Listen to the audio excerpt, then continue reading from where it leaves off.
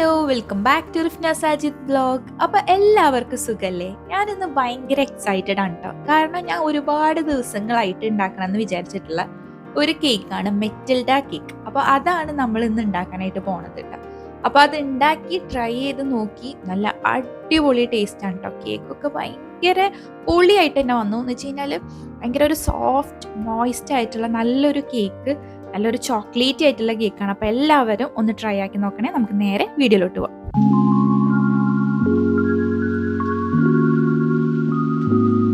ഈ ഒരു Metilda cake ഉണ്ടാക്കുന്നതിൻ്റെ first step എന്ന് പറയുന്നത് നമ്മളതിൻ്റെ സ്പഞ്ച് റെഡിയാക്കി എടുക്കുക എന്നുള്ളതാണ്. അതിനായിട്ട് നമ്മൾ ഡ്രൈ ഇൻഗ്രീഡിയൻസ് ഒക്കെ ഒന്ന് അരിച്ചെടുക്കുന്നുണ്ട്.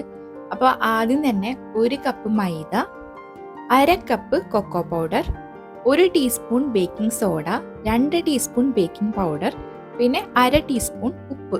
ഇത്രയും ഐറ്റംസ് കൂടി ഇട്ടിട്ട് നമ്മളിത് നന്നായിട്ടൊന്ന് അരിച്ചെടുക്കുന്നുണ്ട്.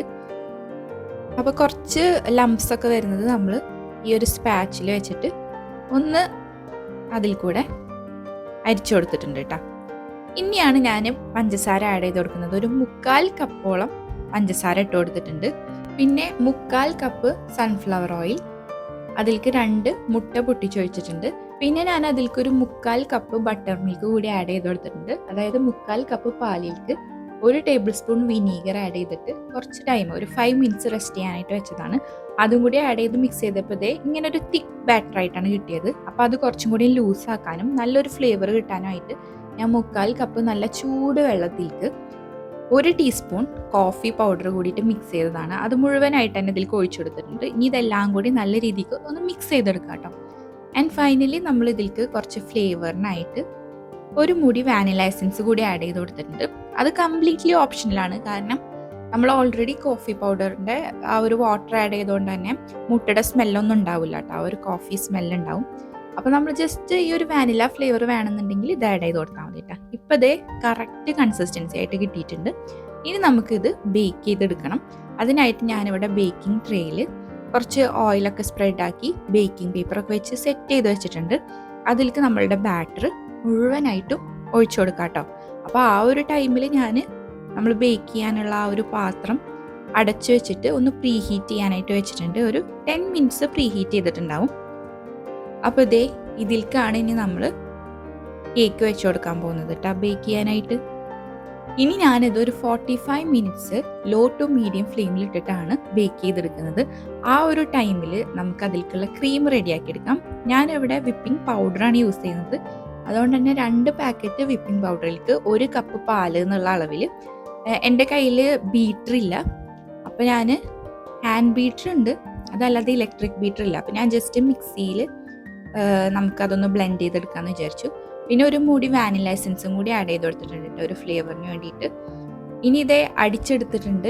ഈ ഒരു രീതിയിൽ ഒന്ന് ചെറിയ തിക്നെസ് വന്നപ്പം ഞാൻ അതിലേക്ക് കുറച്ച് ചോക്ലേറ്റ് ആഡ് ചെയ്ത് കൊടുക്കാൻ പോവാണ്. അപ്പോൾ ഈ ഒരു കേക്ക് എന്ന് പറയുമ്പോൾ ഭയങ്കര ചോക്ലേറ്റി ആയിട്ടുള്ള കേക്കാണല്ലോ. അപ്പോൾ ആ ഒരു ക്രീമിലും ചോക്ലേറ്റ് വരാൻ വേണ്ടിയിട്ട് ചോക്ലേറ്റ് ആഡ് ചെയ്തതിന് ശേഷം നമ്മൾ ബ്ലെൻഡ് ചെയ്യേണ്ട ആവശ്യമില്ല, ജസ്റ്റ് ഒന്ന് മിക്സ് ചെയ്ത് കൊടുത്താൽ മതി സ്പാച്ചിൽ വെച്ചിട്ട്. അപ്പോൾ 45 മിനിറ്റ്സ് കഴിഞ്ഞ് നമ്മളുടെ കേക്ക് അടിപൊളിയായിട്ട് സെറ്റായി വന്നിട്ടുണ്ട്. നല്ല ചോക്ലേറ്റി ആയിട്ടുള്ള കളറും സ്മെല്ലും പിന്നെ നല്ല സോഫ്റ്റ് ആയിട്ടുള്ള കേക്ക് റെഡി ആയിട്ടുണ്ട് കേട്ടോ. ഇനി ഞാനിവിടെ 3 ഭാഗമായിട്ട് ഇതിനെ കട്ട് ചെയ്തെടുക്കുന്നുണ്ട്.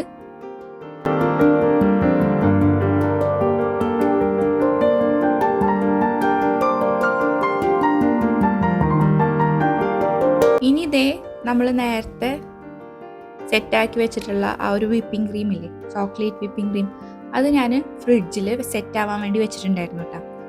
അപ്പോൾ നമ്മളെ ക്രീമൊക്കെ റെഡിയാണ്. ഇനി ഞാൻ 3 ലെയേഴ്സ് ആക്കി മാറ്റിയിട്ടുണ്ടായിരുന്നല്ലോ, അതിൽ ഓരോരോ ലെയറിൻ്റെ മുകളിലായിട്ട് നമുക്ക് ഈ ഒരു വിപ്പിംഗ് ക്രീം സ്പ്രെഡാക്കി കൊടുക്കാം.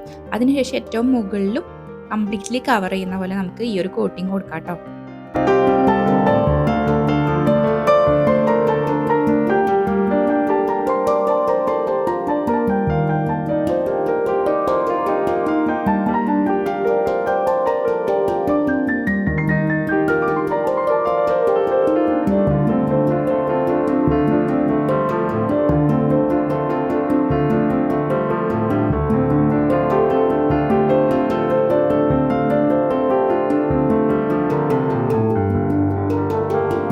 മെറ്റിൽഡ കേക്കിൻ്റെ ടോപ്പ് ഭാഗം എന്ന് പറയുമ്പോൾ അങ്ങനെ പെർഫെക്റ്റ് ആയിട്ടല്ല ഉണ്ടാവുക, ജസ്റ്റ് ഇങ്ങനെ കുറച്ച് പൊന്തി നിൽക്കുന്ന പോലെയൊക്കെ ഉണ്ടാവും. അപ്പോൾ അങ്ങനെ ആക്കി വെച്ചതാണ് കേട്ടോ. അപ്പോൾ ഇതേ നമ്മള അടിപൊളി ടേസ്റ്റി ആയിട്ടുള്ള കേക്ക് റെഡിയാണ്. ഇനി നമുക്ക് കുറച്ച് ടൈം ഇത് ഫ്രിഡ്ജിൽ സെറ്റ് ആവാൻ വെക്കാം. ഇപ്പോൾ ഇതേ കുറച്ച് ടൈമിന് ശേഷം ഞാൻ എടുത്തതാണ്. ഇനി നമുക്കിത് ഒന്ന് കട്ട് ചെയ്ത് നോക്കാം കേട്ടോ. അപ്പോൾ കട്ട് ചെയ്യുമ്പോൾ ഭയങ്കര ഒരു സോഫ്റ്റാണ് നമുക്ക് മനസ്സിലാവും, അത്രയും അടിപൊളിയായിട്ട് കട്ടായി വരുന്നുണ്ടായിരുന്നു കേട്ടോ.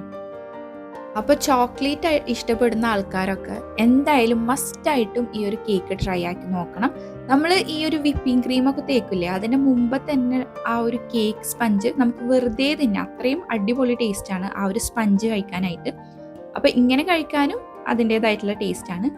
അപ്പോൾ എല്ലാവരും ഈ ഒരു റെസിപ്പി നിങ്ങളെ വീട്ടിൽ മസ്റ്റായിട്ടും ട്രൈ ചെയ്ത് നോക്കുക. എല്ലാവർക്കും, കുട്ടികൾക്കും വലിയവർക്കൊക്കെ എന്തായാലും ഒരുപോലെ തന്നെ ഇഷ്ടപ്പെടുന്ന ഒരു അടിപൊളി കേക്കിൻ്റെ റെസിപ്പിയാണ്.